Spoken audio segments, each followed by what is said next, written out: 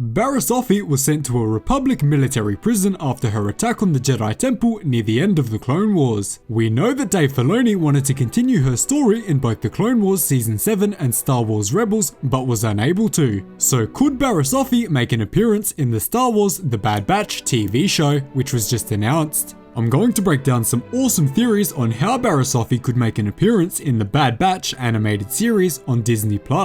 Before we get into it, remember to subscribe, as only 31% of you have currently hit that red button. So the first and most popular theory ever since Barriss was put in prison after framing Ahsoka Tano for a major attack on the Jedi Temple is that she became an inquisitor after the events of Order 66. This makes sense because we know Barriss was most likely inside of her prison cell at the time of Order 66. It's very possible that when Order 66 was called, Palpatine may have sent one of the other fallen Jedi to retrieve her and recruit her for the new order of Inquisitors. From that point, Barriss Offee could become one of the main villains of the show, attempting to hunt down and kill the members of the Bad Batch. Although Inquisitors are usually only sent to hunt down Force users, Palpatine may see the Bad Batch as a major threat to his power because of their unique abilities and enhancements. During her attack on the Temple and the trial by Tarkin, Barriss had completely fallen to the dark side of the Force and exposed the flaws of the Jedi, so it makes a lot of sense that she would want to hunt down the surviving Jedi and end up becoming a loyal servant to Vader, another man who saw the flaws of the Order. The only points against this theory is that Darth Vader, who led the Inquisitors for Darth Sidious,